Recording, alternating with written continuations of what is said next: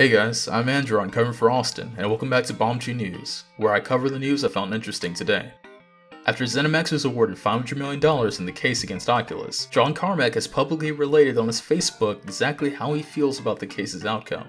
To quote some of the memorable passages, "The Zenimax vs Oculus trial is over. I disagree with their characterization, misdirection, and selective omissions. I never tried to hide or wipe any evidence, and all of my data is accounted for, contrary to some stories being spread. The authors at Oculus never had access to the id C++ VR code, only a tiny bit of plain text shader code from the demo. I was genuinely interested in hearing how the paid expert would spin a web of code DNA between completely unrelated codebases."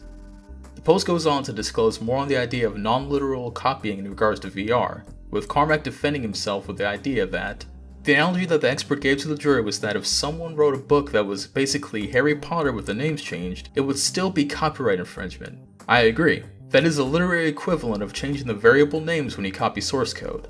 However, if you abstract Harry Potter up a notch or two, you get Campbell's Hero's Journey, which also maps well into Star Wars and hundreds of other stories. These are not copyright infringement. While arguments are sound for the most part after the court hearing, Zenimax is still seeking injunctions on Oculus for any further sales of the Rift. It seems like this case becomes more and more heated as time goes on, but whatever happened in that courtroom has proven to put the ball mostly in Zenimax's court. Final Fantasy is combining forces with escape room maker Scrap to bring forward Trials of Bahamut. This escape room will be focused on the world created in Final Fantasy XIV, allowing participants to take part in a fully hosted entertainment experience.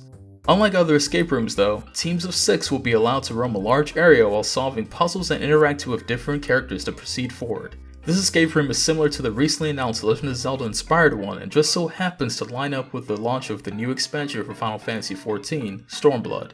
It's coming to 8 major cities including Houston, so I hope I'll personally be able to take part. If you've ever wanted a game based on the Vietnam War movie Apocalypse Now, then your wish may have just come true.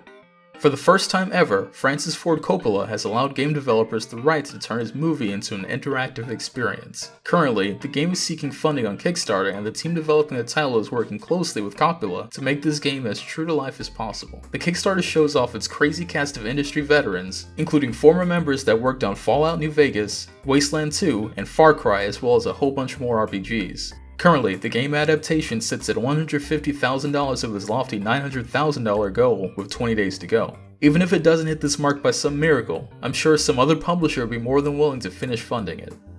Well, that's all that I found today. Be sure to check back Monday for some more Bombchu news. I'll see you guys then.